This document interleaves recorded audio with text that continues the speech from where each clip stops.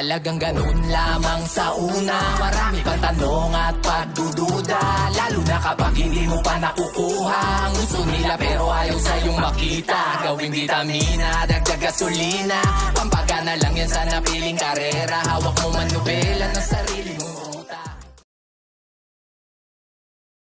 Yo!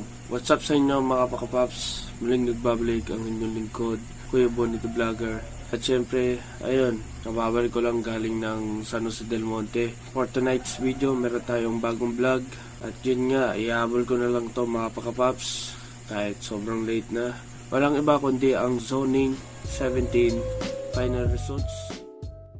Bago natin simulan ng video na to, intro muna tayo.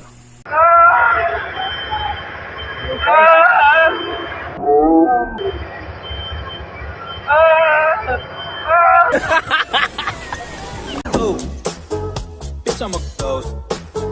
I could go on for days and days, yeah, I do the most. Wait.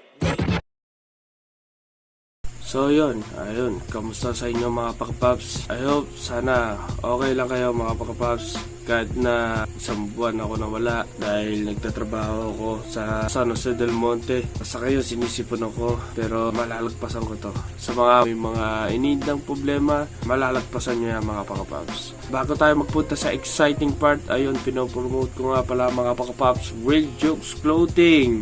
Available in Facebook, Shopee, TikTok, or Lazada.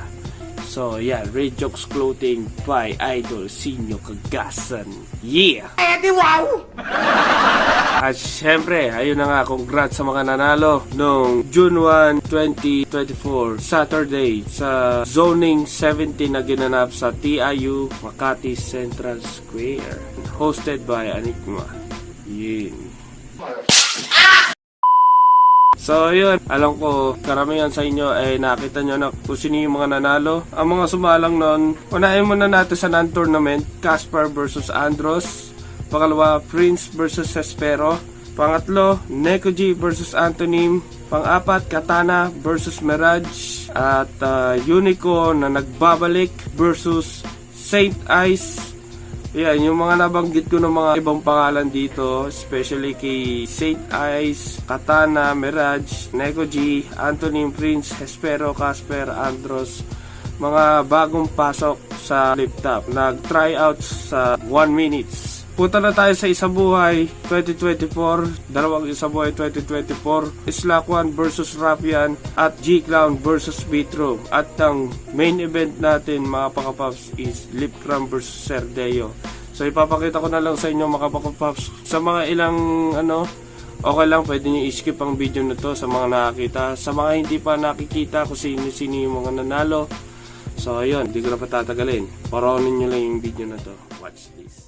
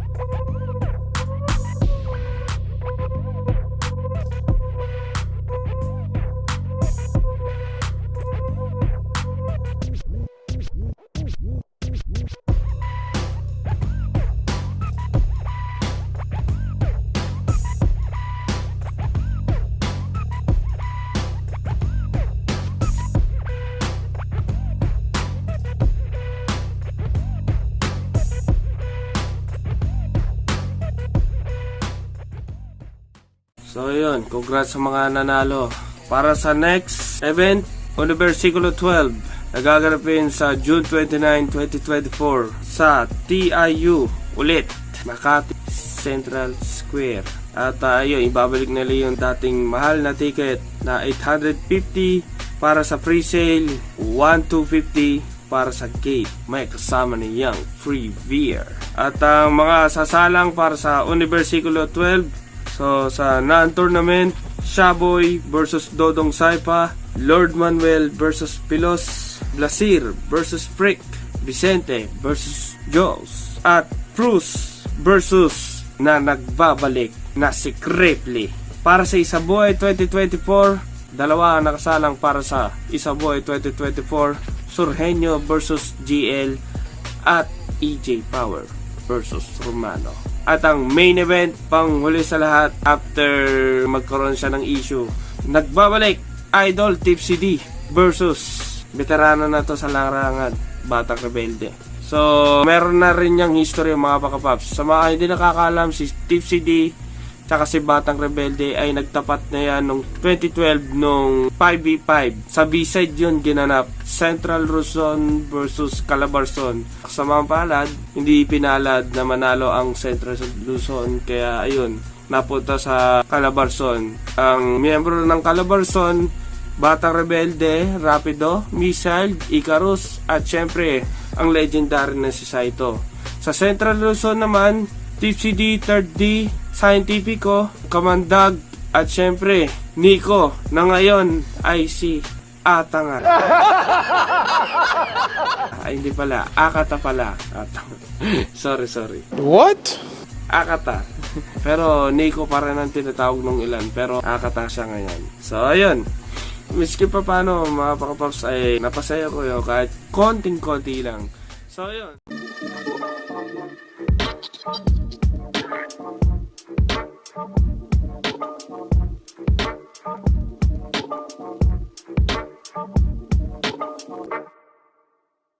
Kung nagustuhan mo ang video na to pakapaps, so bigyan mo ako ng isang like, at kung gusto mo naman magpa-shoutout o mag-comment, yun, comment down below ka lang. At syempre huwag mong kalimutan na mag-subscribe at hit the notification bell para sa mga susunod na video. Need ko na magpahinga. So yun, Flex Collect Promotional Real Jokes Clothing, now available on Facebook, Shopee, Lazada, at syempre sa TikTok. So yun lang, Real Jokes! Yeah! Ako nga pala ang inyong the one and only Kuya Bonnie the Vlog. Yeah! Thank you at peace!